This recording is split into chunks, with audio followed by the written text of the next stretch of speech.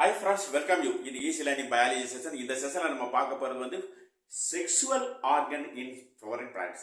Flowering plantsல வந்து ரெண்டு sex organ இருக்கு. ஒன்னு male and female sex organ. இந்த மேல் செக்ஸ் ஆர்கனை வந்து நம்ம ஸ்டேமன் சொல்லுவோம். ஃபீமேல் செக்ஸ் ஆர்கனை பிஸ்டில் சொல்லுவோம். The first functions of ஸ்டேமனுக்கு என்ன ஃபங்க்ஷன் கேட்டா produce the pollen grains. It consists of the following parts.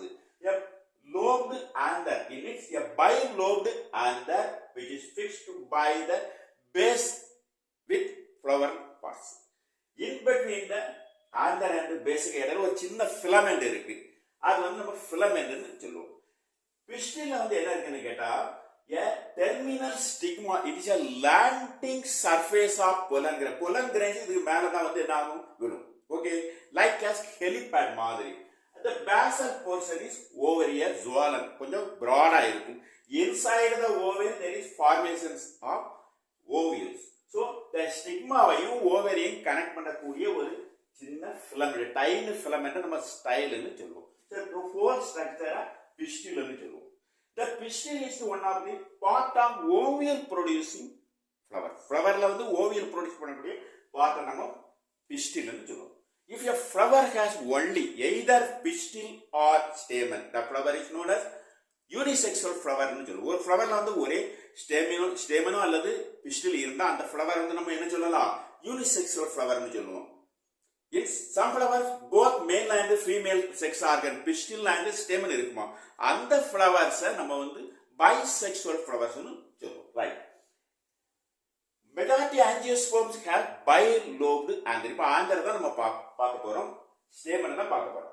இந்த bilobed anther has ditheca. Ditheca. அந்த bilobed anther வந்து எத்தனை சேம்பர்? theca என chamber. Bilobed anther has two chamber. That means ditheca. Don't forget.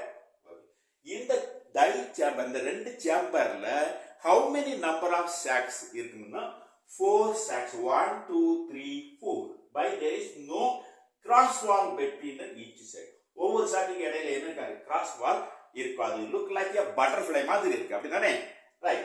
இப்போ நம்ம அடுத்து next என்ன study பண்ண போறோம்னா the entire anther is covered by two wall. Outer wall, inner wall. Outer wall is made up of external epidermis, then endothelium and middle layer. மூணு layer இருக்குமா அது போக உள்ளுக்கு வந்து இன்னொரு லேயர் இருக்கும் tapetum. What is the main functions of epidermis? It protect the entire anther. அந்த anther ஃபுல்லா இது protect பண்ணும் from extreme temperature, extreme light and other mechanical injuries-ல இருந்து அது நல்ல அழகா protect பண்ணும். Next, endothelium.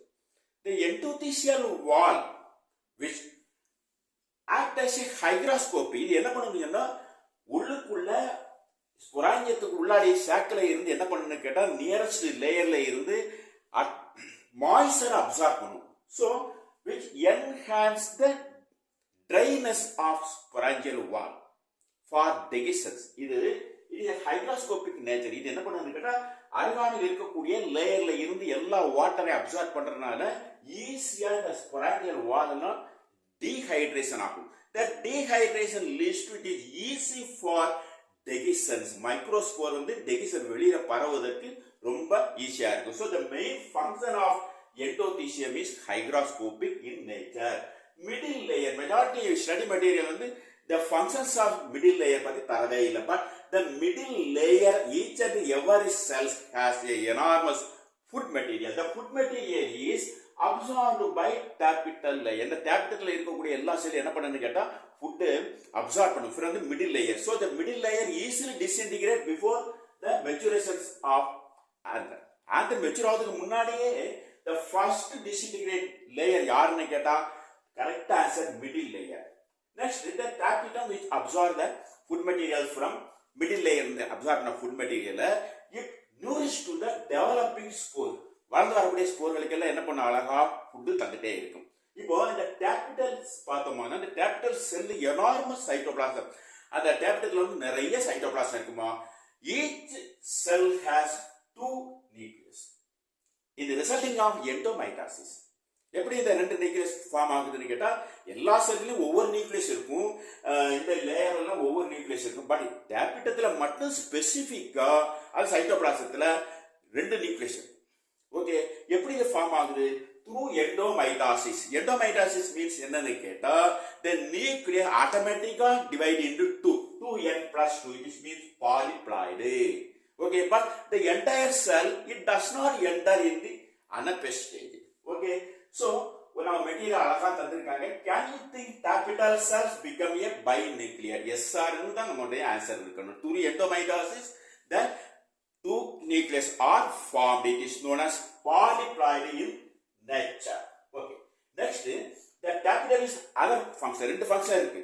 ஒன்னு nourishment to the developing microspore food எல்லாம் தரும். இன்னொரு ஃபங்க்ஷன் இருக்கா, it also synthesizing of pollen கிட்டையும் ஸ்போரோபொலனையும் சிந்தசைஸ் பண்ணக்கூடிய இன்னொரு ஒர்க்கையும் இது பண்ணுது. Okay, right. Next come to the microsporogenesis. The formations of microspores are pollen grains from pollen mother cell.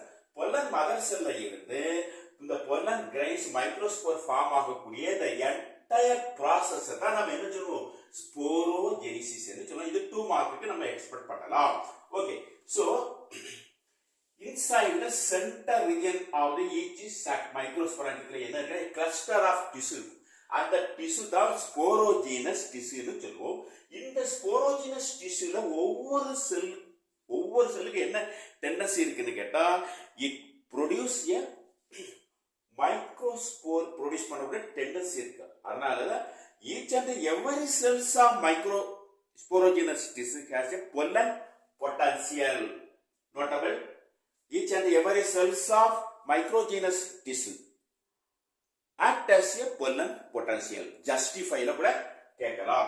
Right. Next, in the sporogenous tissue has diploid in number, undergoes enter in the meiotic division. Very very important. Meiotic division la enna agum, adu entry agudu. In the first meiotic division la two daughter cells with diploid in nature. நம்ம வந்து cell cycle இதெல்லாம் படிச்சிருக்கோம். Okay, so afterwards immediately the two daughter cells enter in the meiotic two. In the resulting there is formations of 4 haploid numbers of microspores. As soon as the formations of 4 haploid nucleus microspores, they associate together to form a pollen tetrad, otherwise a cluster. இந்த 4 microspore என்ன ஆகும்னு கேட்டா சேர்ந்து தான் இருப்பாங்க. Okay, அடுத்த question வந்து sir இந்த டெட்ரா பொல்லன் டெட்ரால இருந்து ஒவ்வொரு மைக்ரோஸ்போரும் எப்போ சார் டிசோசியேட் ஆகும்? இதான் அடுத்த question.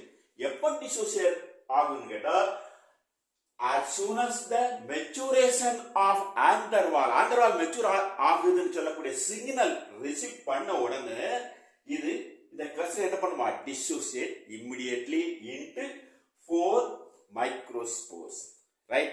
Okay, so now the 4 microspores with haploid in number retain inside the microsporangium. Don't dehiscence. Hi friends, welcome you. இந்த செஷன்ல any doubt இருந்தா கமெண்ட்ஸ் பண்ணுங்க, ஷேர் பண்ணுங்க, லைக் பண்ணுங்க. Thank you students.